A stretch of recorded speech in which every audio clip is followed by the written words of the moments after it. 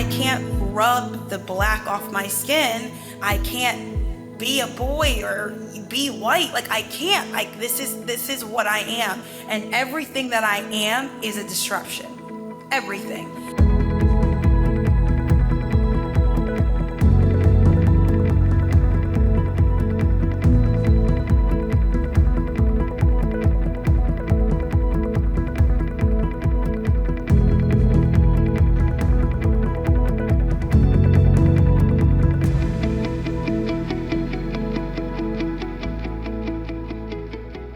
Welcome to the Empower to Grow show, where we fuel your business journey with valuable insights and expert advice. I'm Kelly Brosna, the CEO and the State Director of the New Jersey Small Business Development Center Network, or NJSBDC. And today we're going to be highlighting an inspiring client success story. Join us is Priscilla Loomis, the founder of Priscilla Loomis LLC. And Priscilla is a former Olympic athlete who has transitioned into a motivational speaker and whose work embodies the spirit and perseverance and excellence. Welcome, Priscilla. Thank you for having me. You know, I'll come and join to chat with you any day of the week, girl. So I appreciate it. Well, we love this girl power. We love the sort of journey that you're taking. So what I'd like to do is maybe start off with let's talk about your journey from going from an athlete, an Olympic athlete, into your motivational speaking and your LLC that you have. So talk to us a little bit about how you made that transition and maybe why that was a good move for you. Yeah, no, 100%. And so when I became a professional athlete in 2014, that was my main focus. So as much as we athletes prepare for retirement and life after sports, when you're in it, you're so focused. And so, retiring in 2021, I was very much ready for what was next because it was the unknown. And I was very much prepared for that. But what I wasn't prepared for was the actual day-to-day working underneath somebody who didn't have the same mindset as I did. I always had this Olympic mindset. I always had this pursuit of excellence in everything that I did, and I was not prepared for somebody that didn't match that energy on an everyday level. And so Priscilla Loomis LLC came from failing at a normal 9-to-5. That is 100% how it came. And that's pretty much always been my journey. I've been blessed by this wanting of more and excelling under pressure. And so when I worked for other organizations, other companies, I realized that I was too much, too big, too loud, just too much, right? And so Priscilla Loomis LLC came from failure. And I realized that I had this gift of, I always needed excellence. I always needed this sense of perfection, but in a real way, right? Like, I wasn't looking for perfect in the normal sense. It was, I needed to show up as my best every single day. And so that's where this motivational speaking business came from, because I wanted to make sure that I was pouring into other people this excellence, resilience, consistency, showing up for yourself, and how you can show up for yourself every single day in this landscape of your work life, and how you can balance it both. So that's how it came to be. I just celebrated 2 years, which I'm very, very grateful, because most, in a small entrepreneurship level, the first 5 years are really, really important. It's the make or break. And so year 2, which I just started, has been extremely difficult, but I'm learning so much, and it keeps me sharp. It keeps me on my toes. So I'm loving it thus far. That's great. And failure is not a bad thing. By the way, some of the most successful businesses have stemmed out of failure. And sometimes it's finding that right fit, right? And yes. And actually finding the right people to align yourself with. When you talked a little bit about you were too much of loud or this or that or whatever. Yes. I don't think loud. I think energy, maybe, is you have a lot of energy, Priscilla, and we certainly appreciate that. I don't know. But aligning yourself with the right people, the right mentors, the right organizations that can help propel you is really important. So that leads into the next, because you went to our center at Fairleigh Dickinson University, which is one of our hosts, and you met with our director, Matt Wells. Tell us a little bit about how that center, FDU, SBDC, helped you in your transition and helped you. What happened and how were we able to propel you to that next level, as I would like to say? The number one thing that I want everyone to understand from this episode is that I am incredibly grateful, thankful that I was able to align with Matt. He is amazing at what he does, and the entire center, the entire organization, the entire SBDC is phenomenal. And there is no way that I could be here excited and celebrating 2 years without the SBDC. So let me just start with that. It was a long journey. Probably took me about 6 months just to find the SBDC, because I wasn't aware of a program that would help, right? Like, we always are like, where are you? Where is the help that we can get as entrepreneurs? And I think this should be every single entrepreneur's first step, because it will alleviate a lot of pain. As much as you need to learn from those moments of, figuring it out. And I'm grateful. I'm grateful that I, was asking, and that's how I found you guys. I was asking, probably the 12th person finally connected me with the SBDC, right? And so it took a while, but once I initially met with Matt, there was no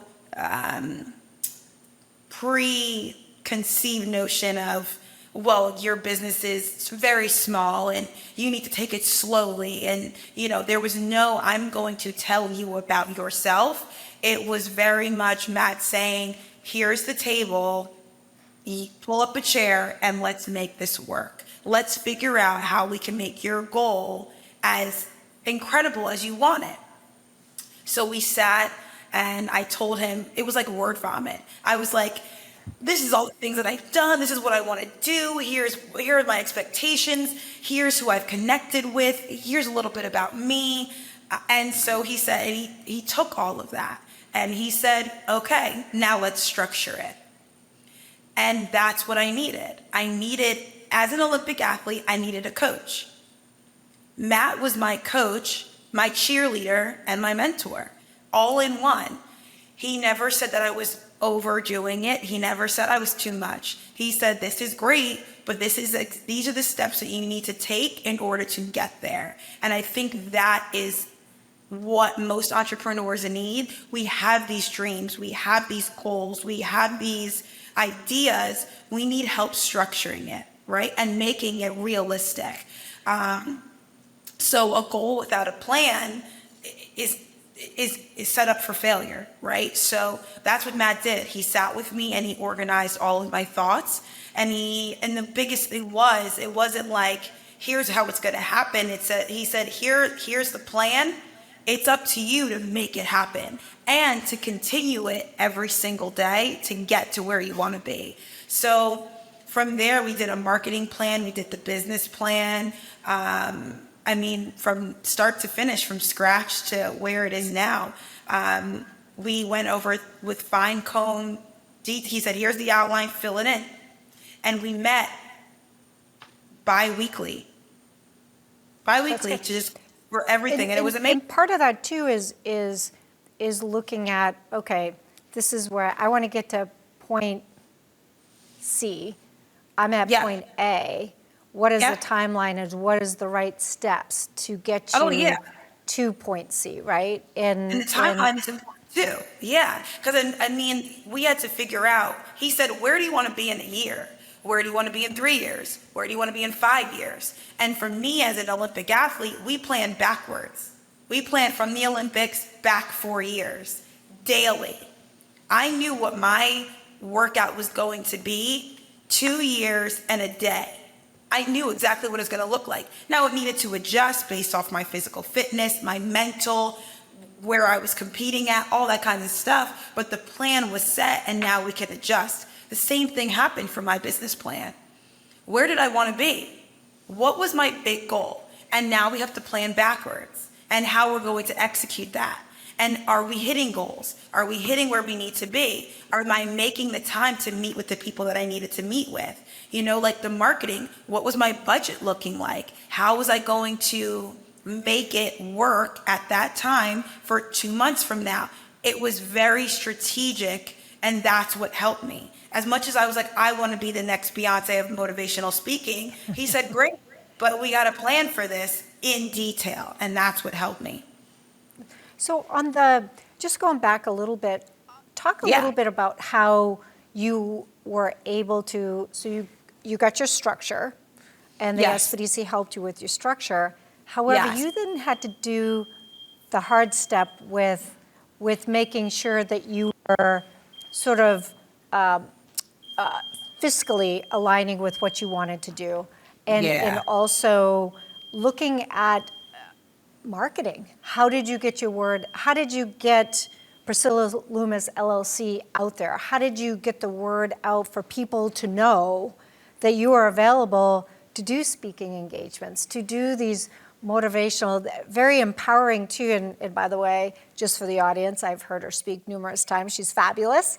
So talk a little bit about some of the other things that you had to do on your end. So you have a plan, you have a structure, you have a timeline, but you also have to put yourself out there. So the amount of work that it took to get you out there. Talk to the audience a little bit about how you did that. How did you get Priscilla Loomis LLC to be a trademark name that people can think of, wow, I need a speaker and she's it? So the biggest thing was setting myself apart, and because of the business plan, because of the marketing plan, because of all the things that we had, these templates that I had to fill out, it helped me organize how I was going to say this publicly. How was I going to market myself? One of the greatest things that Matt did was connect me with a class, an entrepreneur class at FDU. And what they did was they took a deep dive and said, this is where you're lacking. These are your key highlight points. So I actually worked with a class to help me with that. And we met weekly to go over what they were researching. So that was really incredible that not a lot of people had the opportunity to get a hold of, but that was something that the SBDC connected me with that helped me elevate, right? So that was one portion. But when I was making this business plan, when I was making this marketing plan, I was able to look at statistics. I was able to look at where the motivational speaking business is growing to be. What's the revenue of that? Who is hiring motivational speakers? Where do I need to be? Where is my niche, right? Because for me, I can motivate anybody. Put me in a room and I'll motivate you. I'll make sure that you know your purpose, that you know your worth. But it was, how are we going to start so that I can be in the right rooms and help it grow? The greatest thing that we have at our disposal is social media. It's free, it's there. I have a really great platform from social media, from my Facebook, my LinkedIn, my Twitter, and Instagram, right? So those are my biggest platforms that I can use. I obviously make my own flyers. So how often do I need to be putting this out there? One of the key things that I started doing was targeting and SEO. SEO is expensive. So I needed to make sure that whatever I was investing in, it made sense and I was reaching the right demographic. So one of the things that Matt had told me and his associate was like, hey, what are you looking to do right now? Where are the three main areas that you want to speak to, that you really want to grasp? And I realized I needed to speak to women. Women empowerment is huge right now. Women entrepreneurs are huge right now. Leadership is huge right now. So women, that was the one thing. Conferences, summits, that was one. Student athletes. was another staple, right? Like I have the student athlete. I was a student athlete, was a pro athlete, now I'm retired. I can speak to student athletes.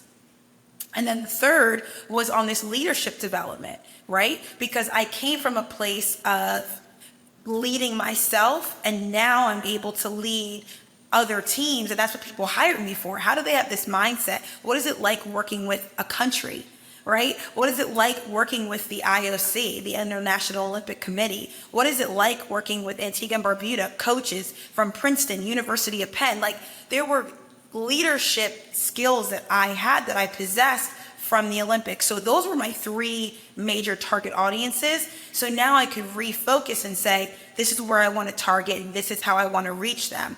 A lot of it was SEO, which I'm still working on. Being number one or number two on Google, that's hard and it's expensive. So I was like, how can I work my way to get to that? How can I get that? I can speak so that I can get that money and then pay for the SEO. So I really put money into my website. That was one, so that while I'm sleeping, if somebody visits PriscillaLoomis.com, I am, it's speaking for me. So I needed to put money into my website, and then making sure that I was targeting the top 10 colleges' athletic programs. That's where I needed to put my money in. When I looked at women's summits, what were the key words? What were they looking for? What was the big thing? Health and wellness. Health and wellness is huge right now. So that's where I was putting my flyers. That's how I was, making sure that I was advertising to. That's where all of my flyers were. And then leadership summits and things like that. First in my area, right in the Northeast, New Jersey, New York, Delaware, Philadelphia. Those are great. Those are top 10 markets just in itself. And then it kind of grew, and then I needed word of mouth. So that's how I strategically sat back and said, I start here and then it'll grow. It'll be an organism and it'll grow. So two things I want to make sure that the audience is aware of takeaways. Data. Data is king. And it sounds like not just between your investigation or research, but the SBDC is able to help you with data collection and fine-tuning your direction, your laser targets of where you want to go. So the first thing I would like everybody to realize is you can't do anything without data. And no. It's really important to really target. Because you're right, you said SEO is expensive. But if you just randomly put it out there, you don't know what your ROI is going to be. And so if you laser focus based on the data and the research that you're doing, you're going to be that far ahead of the game, not fall or fail as many times as you can, because you're going to be focusing more on where you're going to see a result, right? Yeah. Is that fair? Yeah, yes, 100%. Matt at the SBDC was very much helping me laser focus on the things that I needed to. Because when you're starting any business, it's the grand scheme of things. That's all you can think about is the grand scheme of things, but you really don't know these little things that you need to focus on to help you get to year 5, right? So that was, Matt and I sat and we spoke about, what do student athletes need? Right? What do women need? What are they looking for? It's data that's out there, but you can't do it all by yourself. And that was the thing. He was my partner in this, in the sense of he was helping me look at where, make sure that I'm focusing on the right avenues. So the other takeaway, listening to your story, is I think that it's very important for people to realize, yeah, you're Olympian, and people are going to say, but it was easy for you. You're Olympian, and you were able to just slide into this, and of course everybody knows you, but which is totally false. But it's so false. I know, but people like to say, but it was easy for her. It's hard for me, right?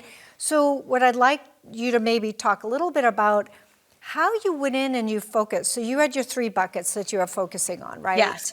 Your student, your women, and your leadership, right? So, but going and talking to the students and telling your story of how I know a little bit about your background and your story about Yeah. how your mom sacrificed so much to make sure you got the education and you got these opportunities and stuff. Not everybody has that. But talk a little bit about how you could relate to these kids that are going through. Not everybody's going to be Olympian. The percentage of people Yeah. that actually make it to the Olympics are going to be very, very small, 0%. right? So the relatability piece to it and how you can tell, and again, that's motivational as well, anybody could move into this direction. I think that it's very important for people to realize that anybody can start a business if you're dedicated, if you can sacrifice, if you know what you're walking into, right? And that goes back to some of the data as well. But talk a little bit about how you're able to relate to, again, it goes back to the motivational speaking side of things, but empowering women and getting them to step up the game and be confident in yourself that you too can do this with hard work, dedication, and commitment, right? Yes.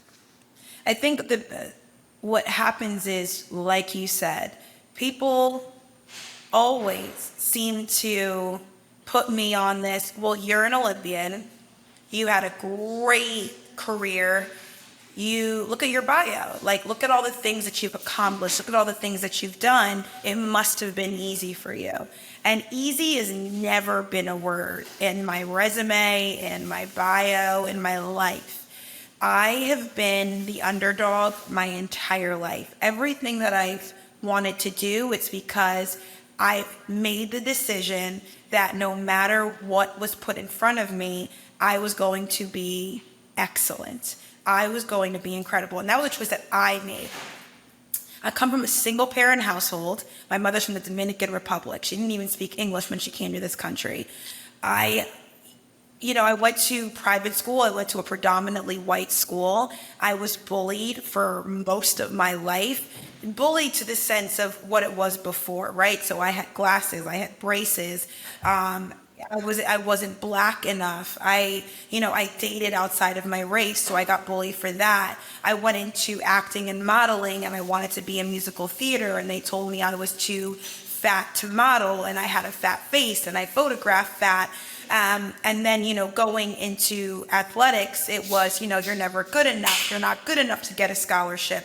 And then, transitioning, I did get a scholarship, and I did run track to being like, you are a heavy high jumper, you're bigger than most. It was a constant battle of, you're not enough. You're not good enough.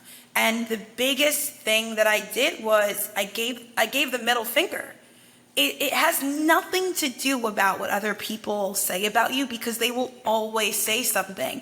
And I love the line in one of Rihanna's songs, it's like, people are going to talk whether you're doing bad or good. It doesn't matter. So for me as an entertainer, I'm going to give you a show while I'm conquering everything, while I fail and while I succeed. And so the reason I felt so compelled to be a motivational speaker was because I'm living it every single day. I can't rub the black off my skin. I can't be a boy or be white. Like, I can't.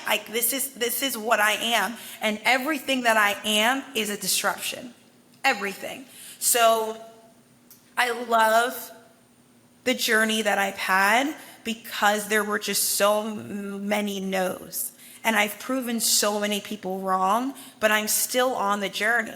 I'm not a multimillionaire. I don't live in a multi-million-dollar home. I don't drive a Ferrari. I wear my scars exactly as I am, but I wake up every day knowing that I'm on the right path. I can look at myself in the mirror and say, I love who I am. I love the way I look. I love the energy that I am. And that's it. That's enough. And I think what happens is when people become entrepreneurs, one, it's because they realized that when they wake up every day, they want purpose. They have a passion inside of them that they want to express, that they have a gift. And a lot of times the world on the outside is just a big, no, you can't.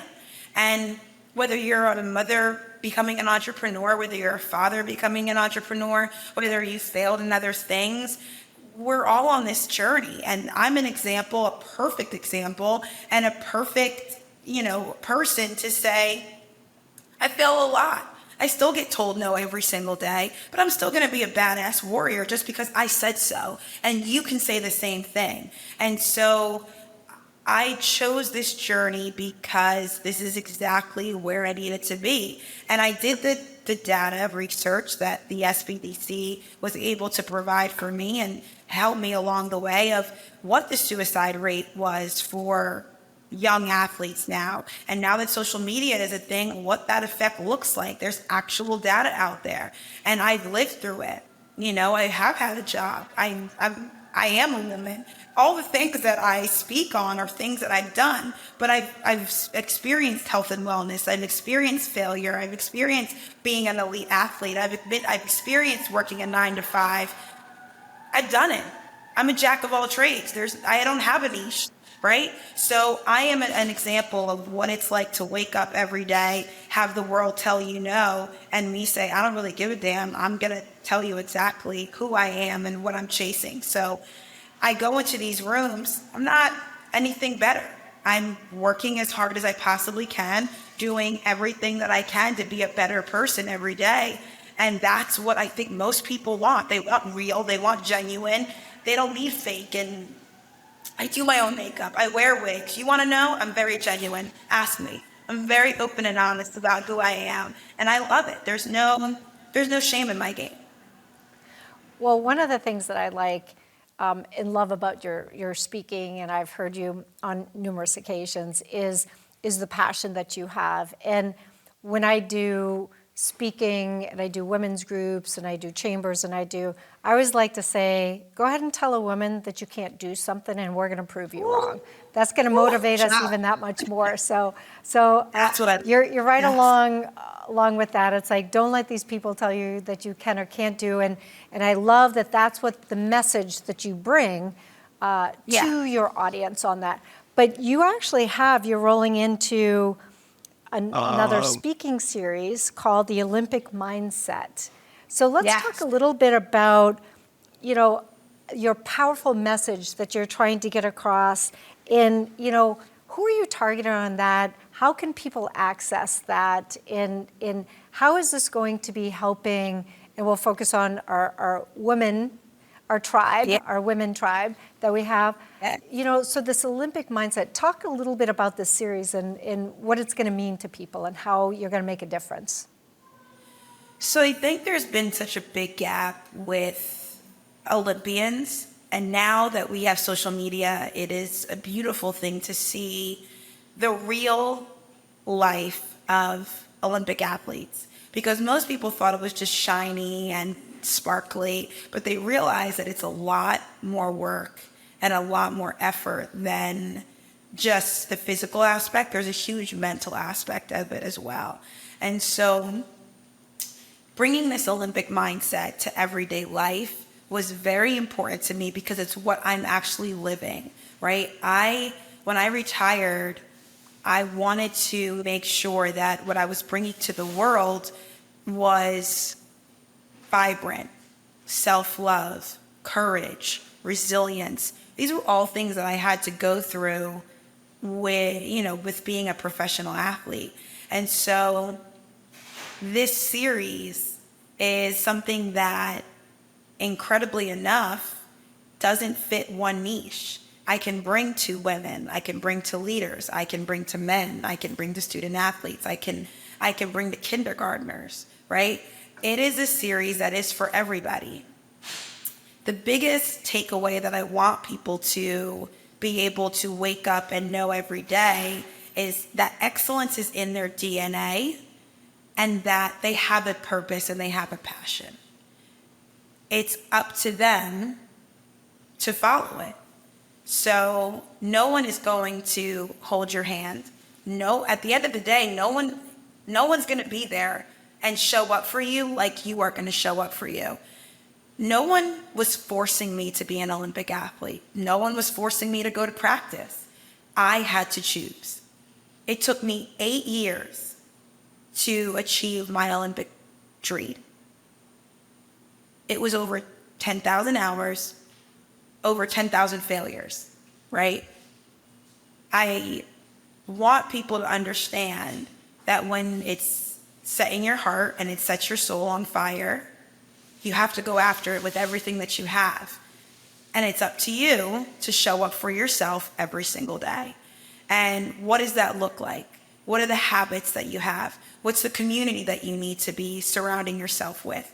What is the energy that you need to surround yourself with? What are you digesting mentally, physically, and spiritually? It is a lifestyle change that not everybody's ready for. I think success is easy. I do. When you have a laser focus on your success, it's easy because you could really realize who's there for you and who's not, who's the community that you need to be around, and who you need to part ways with.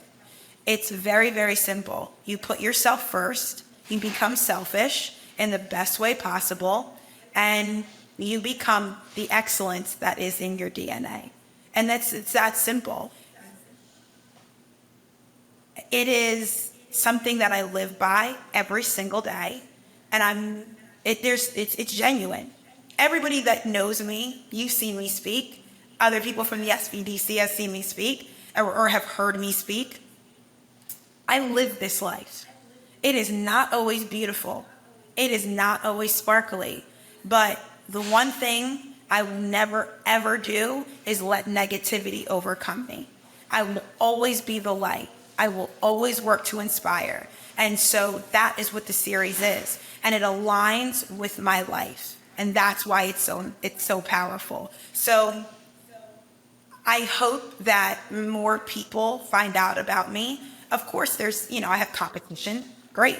I love competition. It's what I thrive on. So my series is different because I don't have a book. I don't have all these things. I'm speaking to you at your level, wanting the best for you. And that's the most important thing. So you have, with some of the things that you've been doing, you've worked with Airbnb, Puma, University of Pennsylvania, and you've received a lot of recognition from different outlets. How did these collaborations help you in your path? Or are they still work in progress helping you in your pathway? And we're back with, looking at, you have the series, you have your motivational speakers. How have these outlets helped you with these collaborations? Because I'm a huge fan of collaborating. We all are in this together. And, it's kind of like, everybody should be lifting each other up, right? So how has this helped you in your pathway? To be honest, it has been a blessing. It really has been. Because people like yourselves, people like Matt, and the SBDC has this beautiful way of speaking your name in rooms that you're not in. And you can't be everywhere, but you guys are champions for us. I mean, right now we're in a day and age where you're fighting for ads and you're fighting for visual notoriety, right? And so you can't be everywhere. And so when you get accolades, I've been getting accolades, especially from the SBDC, of, most resilient business, and you're recognizing my business, and I'm in the thick of it, I guess you can say. I am still grinding, I'm still working, I'm still getting data, I'm still updating, I'm creating, there's so many memes out there right now of like, what's it like to be an entrepreneur? Well, you're the CEO, you're the founder, you're the marketing officer, you're the financial, advisor, you are everything. And while I'm in the thick of it, just working hard, I'm getting these incredible accolades, and my business is growing because of it. It's given me exposure and having people see my business and see value in it. That's incredible. That's something that I never I thought I was going to, 10 years in and be like, I finally got the recognition.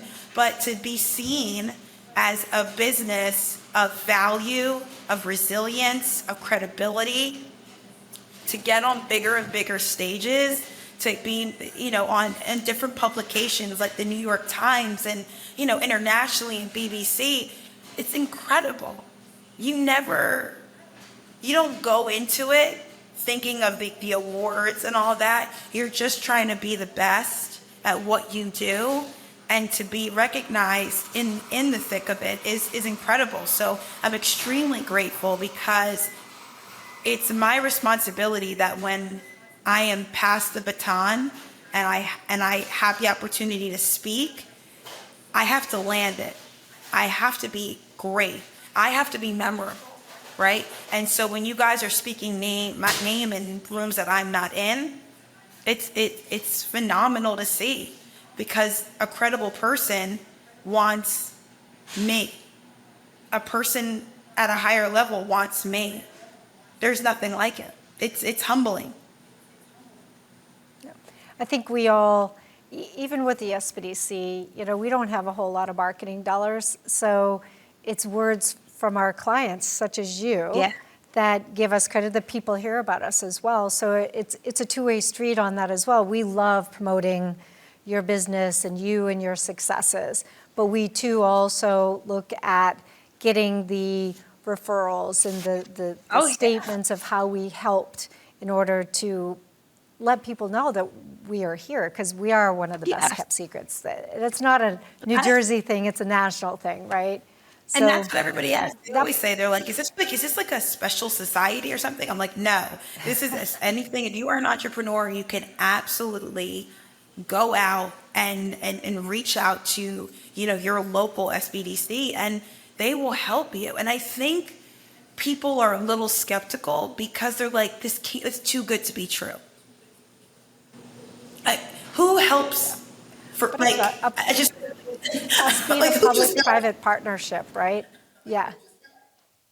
It's important. So in sort of coming back around circle here, what is next for Priscilla Loomis LLC?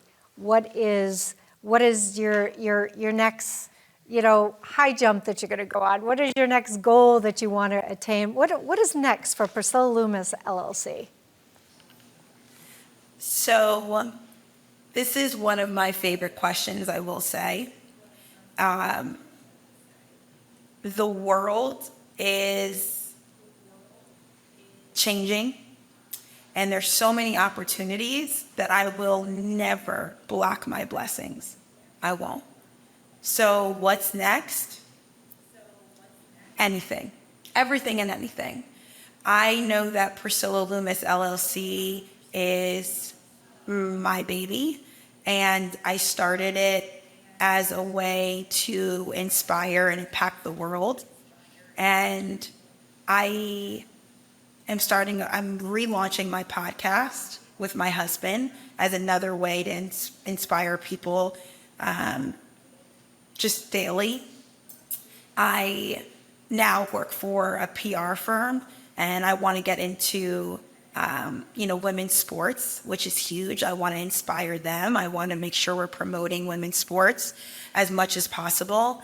I am still working on my goal of being the Beyonce of motivational speaking. So working on bigger, larger rooms with more impact and setting myself apart. I am growing every single day. We are about to start, my personal life of adoption.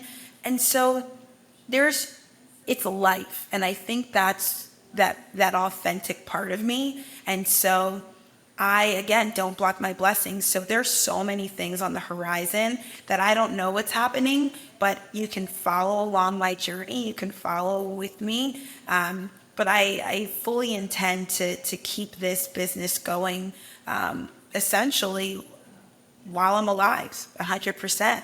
I want to grow, and I want to be able to partner at a larger level with my nonprofit. So 10% of all of my speaking engagements, 10% of the profits go directly to my nonprofit that supports single parent households and scholarships and grants and women empowerment workshops, community advocacy. So as that grows, my nonprofit grows. And so I want to build this empire that kind of matches the energy of of a Harry Potter or, or Star Wars. I want to build an empire of just positivity and growth and self-love. And I know what that means. And that means I'm going to have to partner with other companies and organizations. And that is the goal, right? If we continuously start new businesses with the same goal in mind, the tree trunk kind of becomes smaller and smaller. So I would love to partner with another organization with the same mindset, with that same standard of excellence, so that the tree trunk becomes stronger and we can do greater things together. So as much as I'd love to say, this, and this is next, I could start a Netflix movie tomorrow and just do anything that is inspiring, and it's the world is open to possibilities. And so I'm grateful that I have that outlook.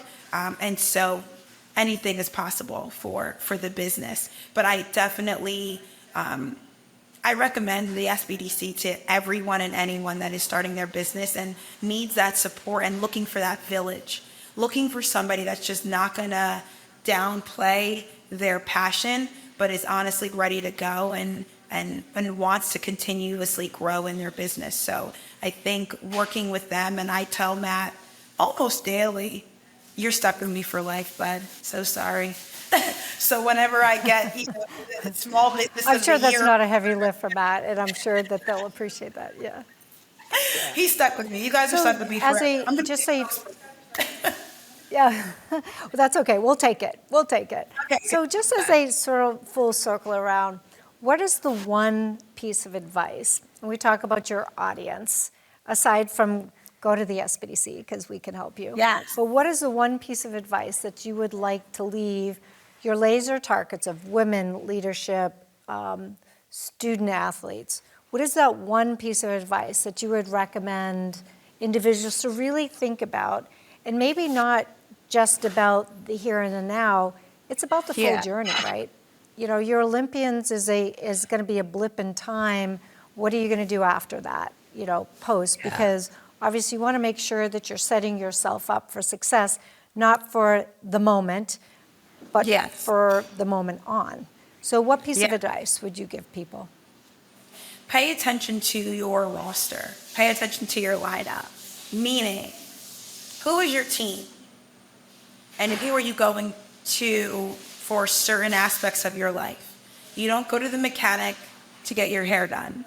So you have to make sure that you, and I say roster, lineup, bench, like in sports terms, because who you surround yourself with, who you are breaking bread with, essentially, has a lot to do with how far you grow and where you grow. So there's always that term of tell me who you're with and I'll tell you who you are, and it takes a village. All those are very, very true. And so as you grow, you want to make sure that you have your mentor, you have your relationship person, you have your business person, you have your friend and health and wellness, your mindset, your spiritual. Each person has to have a hat in your journey, and what hat are they wearing and who's in the reserves, and making sure that the people that are in your circle are there to support you at different stages of the journey. Because what you're ingesting is exactly what you're outputting. And you want to make sure that you are not the smartest person in your circle. That's 100% true. Who I surround myself with dictates the music that I listen to, the podcasts that I listen to, what I'm watching on Hulu and Netflix. Everything plays a part in your journey. So make sure that you are always aware of your bench, of your roster. That's great advice.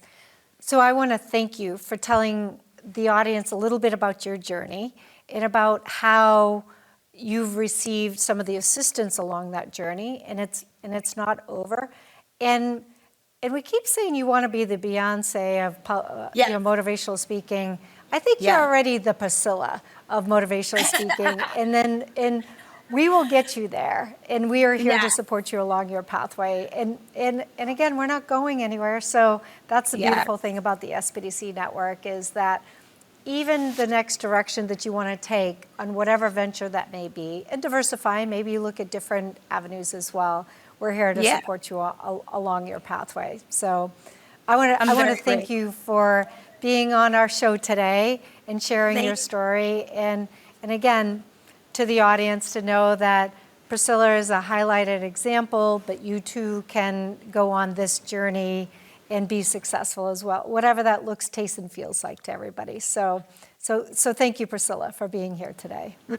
Oh my gosh, thank you so much. I'm extremely grateful. My business would not be here and thriving and growing if it wasn't for the SBDC. So you have hired an incredible team, and what you're doing is a phenomenal job. And I commend you for your commitment and your excellence in this. And I truly hope that anybody who's watching really feels empowered to at least reach out, ask the questions, and not be afraid of the big F word of failure, but that, if failure, you fail towards all your successes. So I'm really grateful for what you guys have done, for showing up for me and believing in me. Very, very grateful. We'll end on the F word, not for failure, but for fabulous. So there you go. Go forth and be fabulous today. Thank you, Priscilla. Appreciate it. There you go.